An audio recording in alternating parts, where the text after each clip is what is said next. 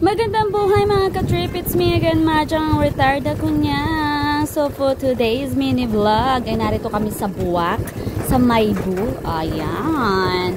So ayan, nakikita nyo ang aming ay napagdaanan, o diba? Province life na province life. So samahan nyo kami ng aking kapatid ni i-harvest ang aming kinita sa aming munting negosyo, ang Piso Wi-Fi. Oh yes, yan ang aming negosyo. Pwede rin po kayo magpa-install sa kapatid ko, pero syempre may bayad. Bali, ari ay isa lamang doon sa mga Piso Wi-Fi na in-install namin dito sa Maybu.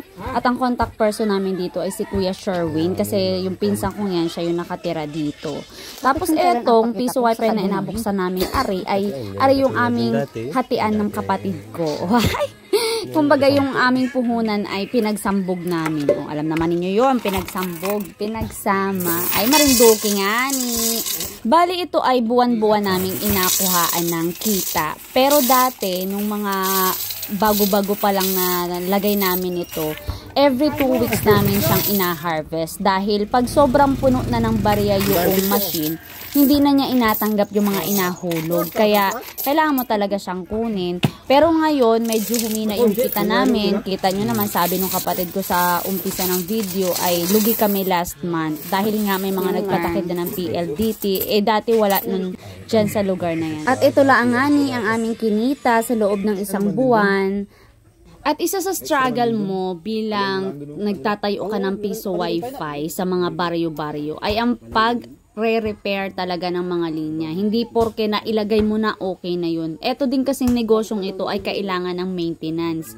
Madalas na napuputol yung linya kapag ka may nag-cleaning sa barangay. Kumbaga, aksidenteng natatabas yung linya dahil syempre, mababa or bumaba yung linya dahil nahulugan ng sanga ng puno. Yung mga ganong aksidente, kaya kailangan talaga merong ka ring pang maintenance. Gaya na rin ay, linyang ari, ay natabas accidentally nung nanay nung nagpatakid sa amin. Ay di, biglang nawala ang internet at para bagang nakayusan yung pinakang wiring niya. Hindi naman siya totally talaga naputol. Kaya lang ay meron siyang parang taga talaga. Hindi lang direktang naputol. Kaya kailangan talagang ayusin. Buti na lang, taring aking kapatid ay walang pasok at gawa nang yan ay maestra sa university.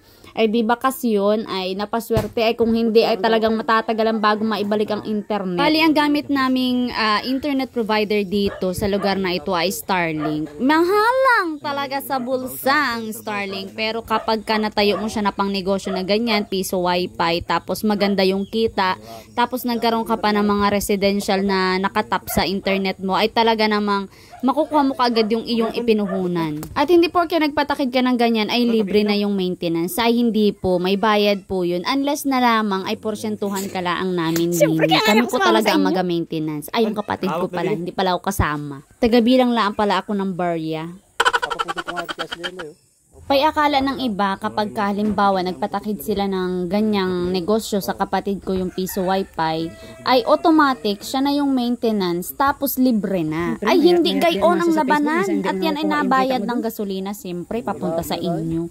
Na Google ng oras, dibaga, at ng talent. Yung talent po kasi talagang inabayaran doon. Bukod pa sa mga materials na gamitin siyempre sa pag-repair. Hindi rin naman yan inalimos laan sa online, sa ay hardware ng computer, ng mga gayon.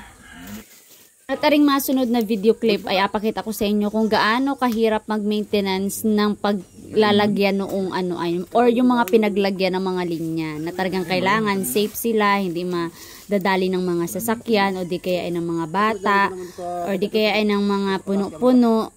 Hindi ko na lang sa inyo apakita yung aking pag-akyat-akyat doon na parang mga asawa ni Spider-Man. At ako talagang focus muna ako sa pag-video. Magaon lang ang mga netizen ay video muna bago tulong. Sura ng unggoy. Sira ulo! May hila mo dyan?